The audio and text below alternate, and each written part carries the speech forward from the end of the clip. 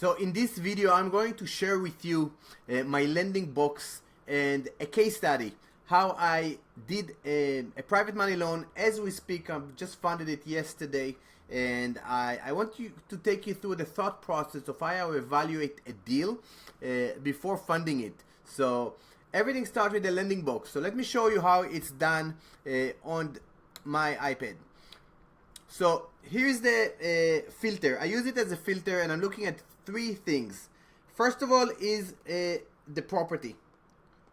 Okay, this is the property. This is the asset. This is the collateral. This is secure my investment. So if I don't like the property, I'm not gonna do the deal. So everything starts with the location. Okay, where is the property located as far as states go, because it's important to me to know the foreclosure laws in each state. If I'm going to do a deal in New York or New Jersey, it means that it will be very hard to foreclose. It's gonna take me a lot of time and it's gonna take me a lot of money. So I don't want to do deals in New Jersey or New York, as opposed to states like Tennessee, Alabama, Georgia, Virginia, just to name a few. I'm not saying that this is where you should focus, but this specific deal that I'm going to do right now, the property located in North Carolina, okay, which is a good state. I like North Carolina. I fund a lot of deals there. And by the way, if you are an investor in North Carolina, need funding for your deals, reach out to me. Happy to discuss it with you. So this is the first thing, is the state. Number two is the area. Okay, like which city the property located. Is this in the middle of nowhere where there's no activity? I want to know that. So I want to be in areas that there's some activities of properties are that people are buying and selling. There's some rentals, there are some flips, there's some investor activity, because I don't want to fund a deal where the sellers will not be able to refinance the deal or sell the property, depending on the exit strategy. So this specific deal that I'm funding right now, it's in Hickory, which is a small town in North Carolina. So it checked the boxes here. It's North Carolina, Hickory, solid area. I like it, so I can keep moving forward. Then it's the property type. Me personally, I like to fund only single family homes. That's it. I don't like duplexes and triplexes because it just will be harder to liquidate it in case I need to foreclose and sell the property. It's always easier to sell a single family home as opposed to a duplex, a triplex, or fourplex, where the buyer's pools is usually of investors, which is less than the single family home market, when you can sell it also to home buyers as well. So the property type is also a super key. And this specific deal that I'm funding right now, it's a 1.5 1,100 square foot, too many zero, and it's a brick house. Doesn't need a lot of work. It takes me to the next thing. It's the condition. Okay, me personally, I like only minor rehabs. I don't like deals when they need to start to add a floor or add rooms or add square footage. I don't like it. I like simple minor rehabs, paint and carpet back on the market, things like that, just to make it easy rehab to place the tenant, or easy flip when they need to maybe replace the kitchen and the bathroom, but nothing crazy. I don't like crazy deals because it just takes more time, more effort, more complexity, more permits. It just makes it more headaches to the investor and to me as a lender when I need to start to release draws. I don't like it. I like minor rehabs, 2 to 3 draws max, and that's it. And lastly, I just put it a heart here. Is that a property that I would love to own in case the things go south? Again, I never want to own a property, but if I do decide to own a property, I would love to own this property when I foreclose it. So that's why I put the heart. And this specific deal, it's a single story property, 3 bedroom, 1.5 bath. It's gonna be a great rental. I would love to own it at the the loan amount that I'm going to lend on, because the loan to value is great, phenomenal, this specific deal. So I always ask myself, it's like the last question, would I love to own this property? Why? Because I had a bad experience when I landed on a property that was in a war zone, with a lot of properties around the property that were boarded up, went down in value, and when it was time for me to decide if whether or not I want to foreclose it, I decided not to foreclose, because I knew that I'm going to inherit much more headaches had I not tried to work something out with the borrower. So this is the property. So the next thing that I'm going to ask myself is the borrower. Okay, this is the borrower. The borrower is the person that's gonna get the loan for me, and I need to look at few factors when I look at the borrower. Number one is their experience, and I'm looking for 5+ deals under the belt. If they haven't done at least 5 deals, I don't want to work with them. It's just more risk to me. There is downside because you can charge more interest and points to less experienced investors. But for me, again, I just decided I want to work with more experienced investors. It's just easier process. They understand it. They have a good system. They have usually a team. They know how to find good deals. And it just makes me feel more comfortable working with experienced investors. So in this specific deal, I'm working with a great investor. She is great. She has a lot of experience. She knows how to get to below market deals. She's doing a lot of creative stuff, and I feel very comfortable working with her. She's a repeat borrower. This is our 5th or 6th deal together. She never missed a payment. She always communicates with me.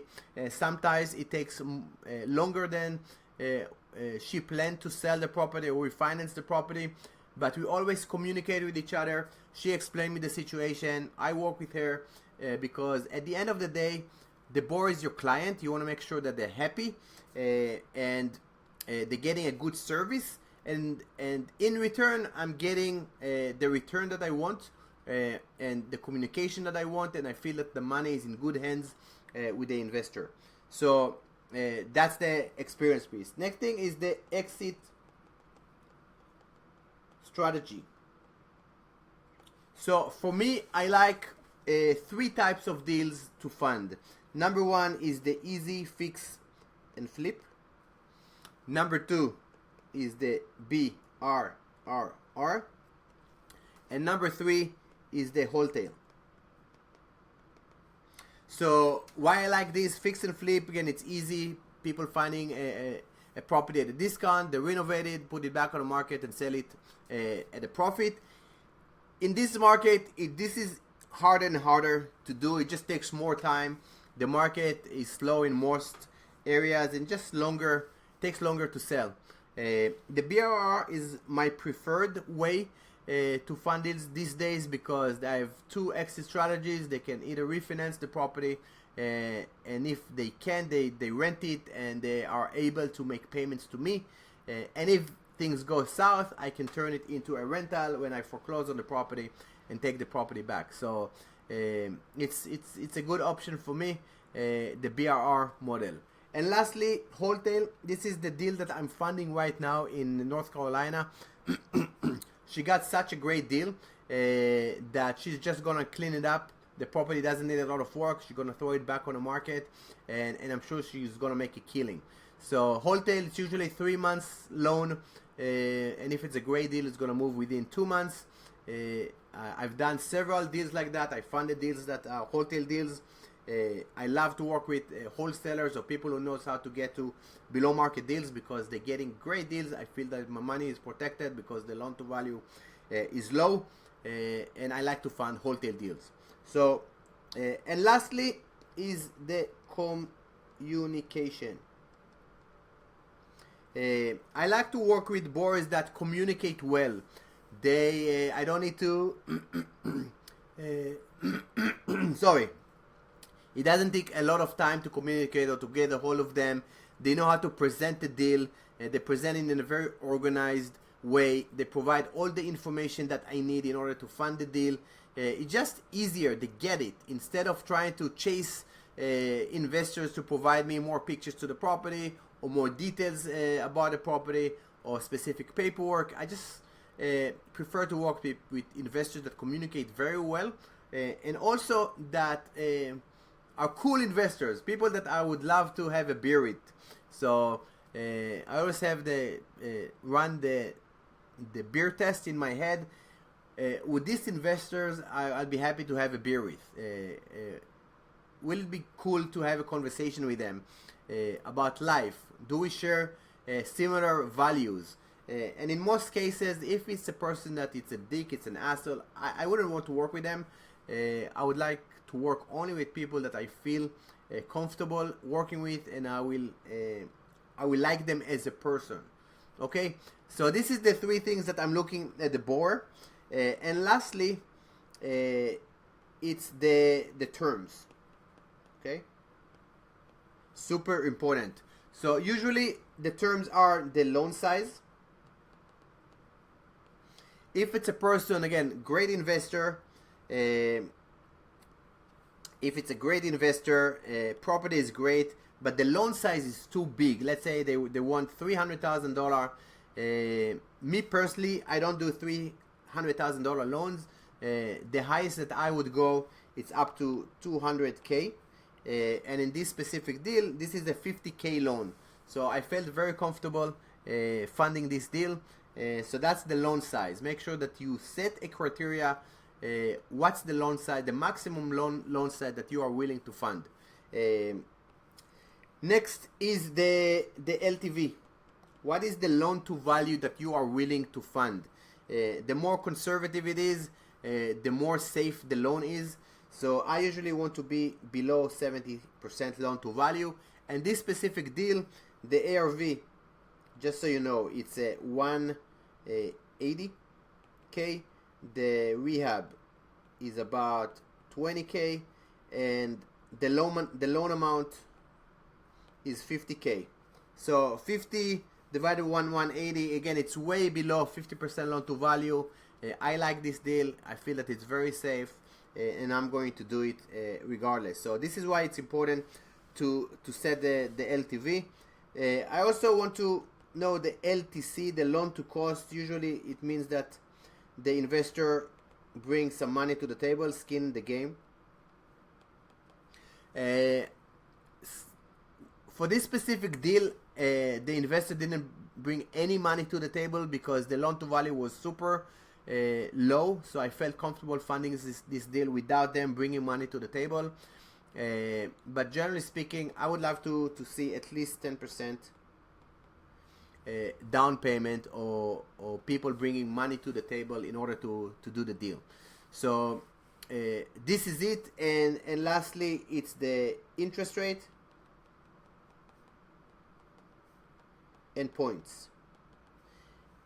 For this specific deal, I charge 3 points and 12.5 interest, and with a 3-month minimum.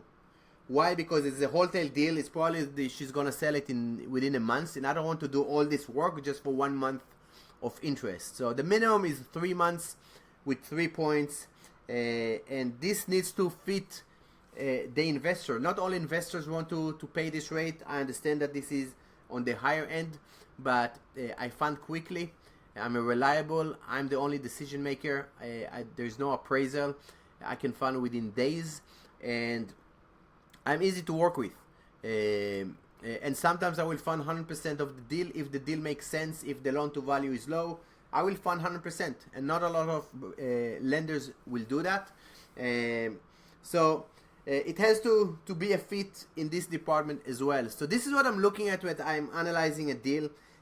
That's my lending box to be the property, the asset need to be strong, in good location, good area, the property type, the condition, all of this I want to make sure before I fund the deal, because if I'm going to ask a person before we start to go through this process, by the way, where is the property located? And they tell me New Jersey, I tell them, sorry, I don't fund deals in New Jersey, and I'm not going to waste my time or their time. And they will go through the filter only if they say that they are in the state that I fund in. Similar with the experience, again, if they tell me, listen, the property is in North Carolina, it's great area, great property, but they tell me, listen, this is my first deal, I'm not gonna fund the deal because they don't have the experience to do that. Or if somebody tell me, listen, I need a loan for 2 years, I tell them, no, I'm not gonna do it because I do only 6 months, and I forgot to add that. It's what's the length of the loan, and I usually do 6-month loans only. Okay, so if they tell me they need a loan for 2 years, I tell them, sorry, it doesn't fit my criteria.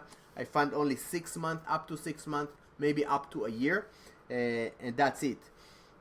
Or if they are great, they have the experience, they have good property, but they're hard to communicate with. They never answer my calls, they never respond to my email within a reasonable period of time, so they don't provide me the information that I need. I'm just going to tell them, sorry, doesn't work for me. And lately is the terms that we just touched on. So this is it. This is my lending box. If you want to learn more about this process, how to do it, how to generate double-digit return without doing all the work, dealing with contractors, dealing with property managers or with tenants, private lending could be a great strategy for you. I'm opening my coaching program this month for 3 more individuals, and I will help them how to find borrowers, how to analyze the deal, how to protect the funds, and how to make double-digit returns. So if this interests you and you think that I'm the person who can help you, please reach out to me. Click on the link below, and I will see you on the other end.